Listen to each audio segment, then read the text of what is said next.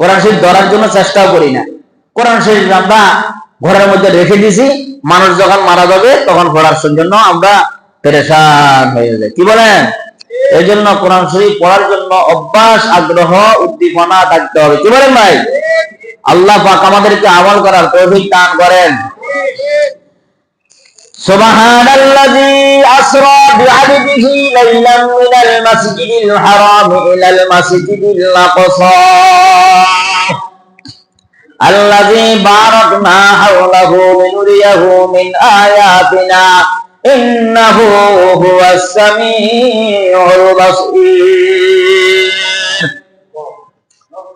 আল্লাহ তাআলা বলেন, ওই যে আমার দোস্ত, আমার বন্ধু, আমার হাবিব, দুনিয়ার মধ্যে যত পয়গম্বর, যত নবী, যত রাসূল আমি প্রেরণ করেছি। নবী এবং রাসূলের মধ্যে পার্থক্য আছে। নবী এবং রাসূলের মধ্যে কি আছে? পার্থক্য আছে। রাসূল হলো বিশ্বব্যাপী, আর নবী হলো আঞ্চলিক ভিত্তিক। আঞ্চলিক অফিস যেরকম আছে না, আঞ্চলিক ভিত্তিক, এলাকা ভিত্তিক, একটা দেশব্যাপী। আর নবী হলো রহমাতাল লিল আলামিন, ইন্টারন্যাশনাল। আল্লাহ রাসূল সাল্লাল্লাহু আলাইহি ওয়াসাল্লাম মেরাজে যখন ডাক দিলেন, আল্লাহ পাকের দোস্তকে, আল্লাহ পাকের বন্ধুকে, বন্ধুরে, দুনিয়ার কাফের মুশরিকে অত্যাচারে, অবিচারে, জুলুম, নির্যাতনে তুমি আর থাকতে পারো না।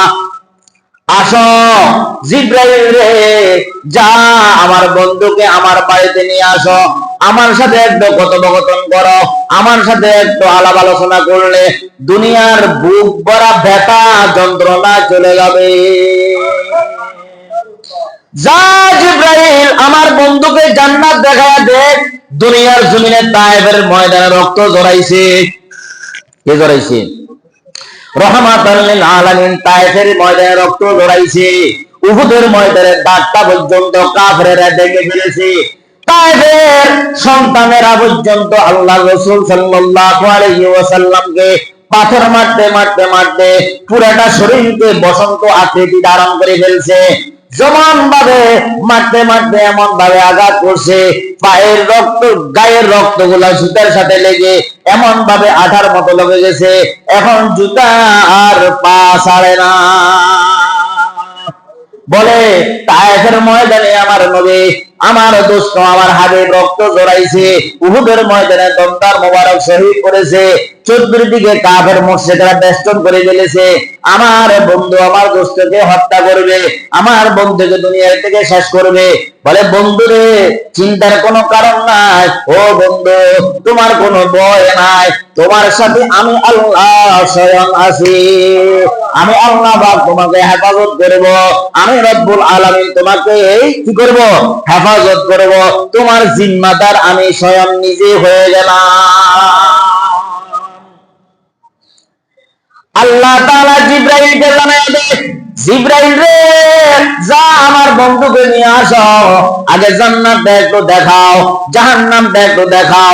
জাহান্নামে কাফের মুশরিকদের জন্য কেমন ভয়াবহ শাস্তি, জান্নাত কেমন সুখের জায়গা, জান্নাত কেমন সুখের জায়গা, কেমন নিয়ামতের জায়গা, কেমন আরামের জায়গা, কেমন আয়েশের জায়গা। বন্ধু, তুমি যখন জান্নাতটা পরিদর্শন করবা, তুমি দুনিয়ার মধ্যে, জমিনের মধ্যে যায় যখন জমিনবাসীদেরকে বলবা, জান্নাতে দেখছি জান্নাত হলো চির সুখের জায়গা, জাহান্নামও দেখেছি জাহান্নাম চির দুঃখের জায়গা। ওখানে দুঃখে আর দুঃখ, সুখ বলতে কিছুই নাই। জাহান্নাম কোন আরামের জায়গা না বাবারে, কোন আয়েশের জায়গা না। ওখানে দুঃখ, যন্ত্রণা, বেদনাদায়কের জায়গা। আর জান্নাত হলো চির সুখের জায়গা। এমন একটা জায়গা, যে ব্যক্তি রাসূলের অনুসরণ করবে, আল্লাহ তাআলার ফরমাবরদারি করবে, ইতাআত করবে, অনুসরণ করবে, অনুকরণ করবে, আল্লাহ তাআলা বলে আমি ওই চির সুখীর বাসিন্দা বান্দাকে বানায়া দিব।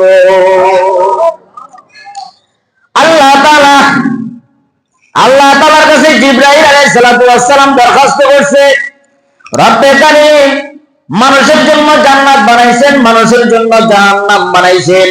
জাহান্নাম আমি দেখলাম, জান্নাত আমার একটু দেখতে মনে চায়। জিবরাইল আল্লাহ তাআলাকে বলছেন, আল্লাহ তাআলা জিবরাইলকে বলে, তুমি জান্নাত দিয়ে কি করবা?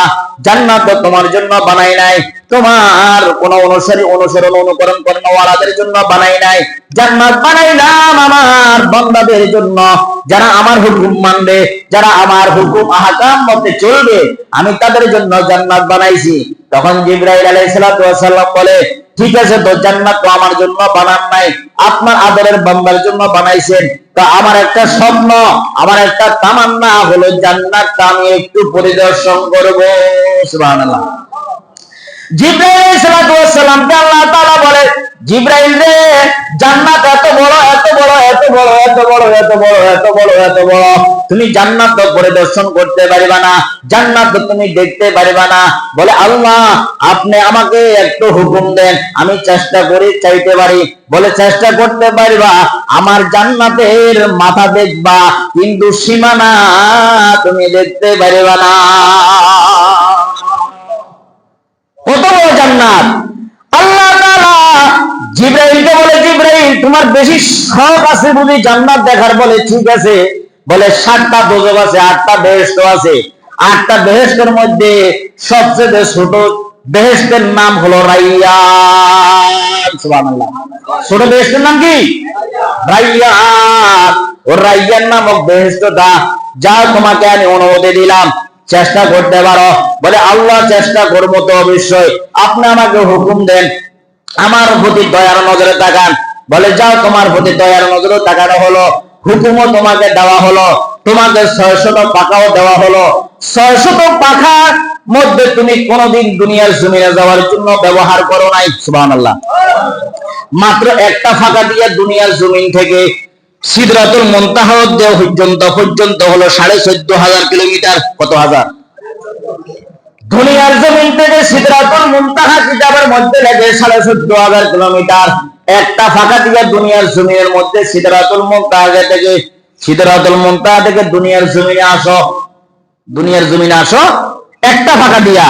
একটা ফাঁকার কিতাবের মধ্যে লেখছে, একটা ফাঁকা হ্যাঁ পুরা ব্যবহার করতে হয় না, একটা ফাঁকার একটা অংশ দিয়ে তুমি দুনিয়ার জমিনের মধ্যে আমার বন্ধুর কাছে ওহী নিয়ে তুমি আসো।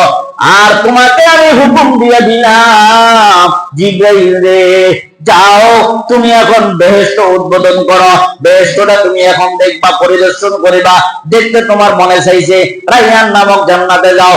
আল্লাহ তাআলা হুকুম দেওয়ার পরে জিবরাইল আলাইহিস সালাম এখন রাইয়ান নামক জান্নাতের মধ্যে যখন ঢোকা আরম্ভ করছে, 100 নয়, 200 নয়, 300 নয়, 600 পাখা দিয়ে আরম্ভ করেছে।